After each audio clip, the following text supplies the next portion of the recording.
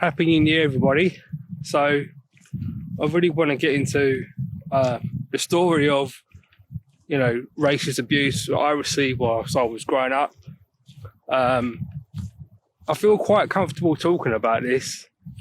I do realise that, the movement of Black Lives Matter and all different kinds of movements, equal opportunities, it's really important now. We're learning a lot more through coronavirus, the act of empathy, humanity.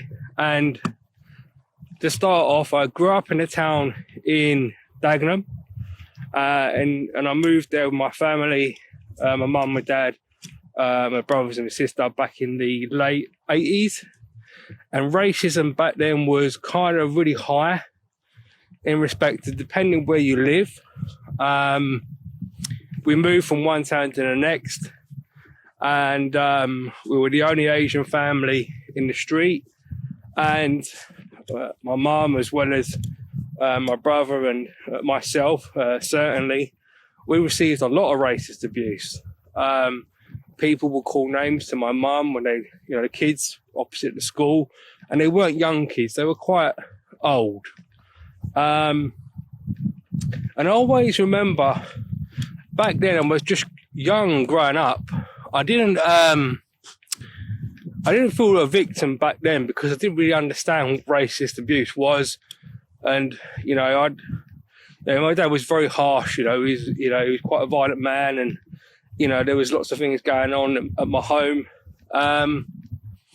It's only later on in life that, now the way I feel about racist abuse and, being the word packy just really, it does get my back up, I'll be honest. And all those that are watching this right now, anybody that says that word, you've really got to step in to understand how that makes somebody feel. What it doesn't matter what country you're from, whatever colour skin you've got, it goes deep because it feels like I don't belong. When you say it to somebody, even now when I hear that word, and I still hear it today from people, and why people say it, even in, we'll bounce it back to the BBC a little bit, because even in one of the Only Fools and Horses episodes, and I love Only Fools and Horses, the word P is used in one of the episodes. And, with Black Lives Matter and from my own experiences, where have we come, where are we going? And it affects mental health a lot, because for me, certainly, even now, I feel I'm not a victim anymore, but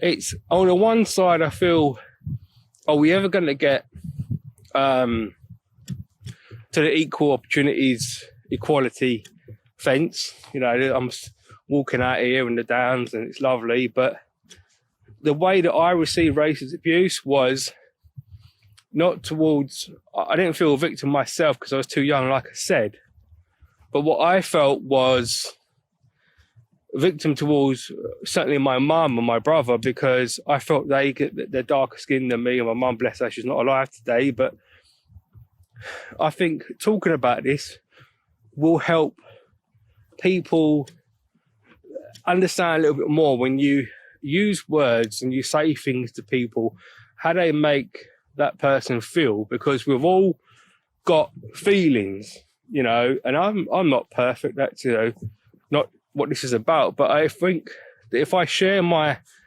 what happened to me as a child, walking down the street, I remember one time, and this didn't happen to me, I was behind my brother, and a group of these guys coming towards us.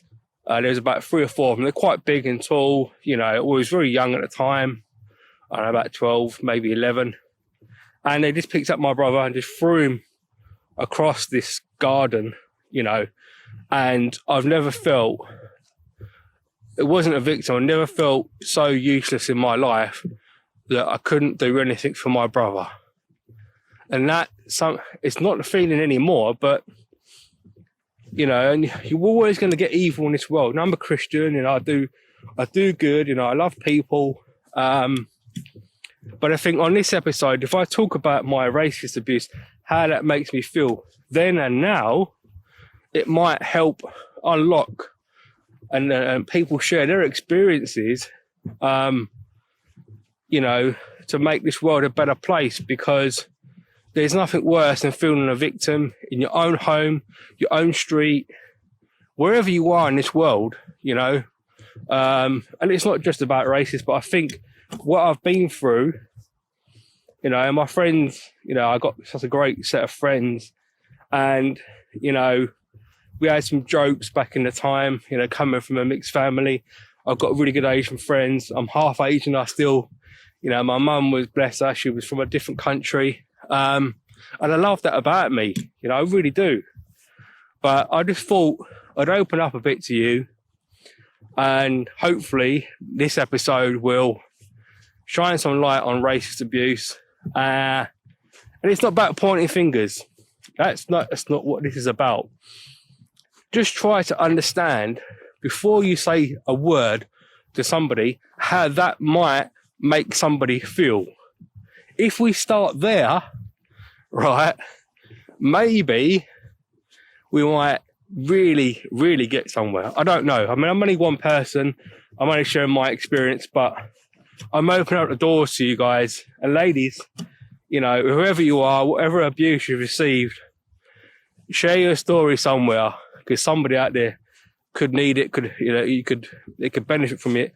And I'll keep it short today. That's it from me. Happy New Year again. Hope you've enjoyed this little episode, the first one of the year. Walking in health, success and stress. That's my story about how racist abuse affected me as a child. You know, and keep thinking, keep being positive, stay sharp, stay strong. Thank you.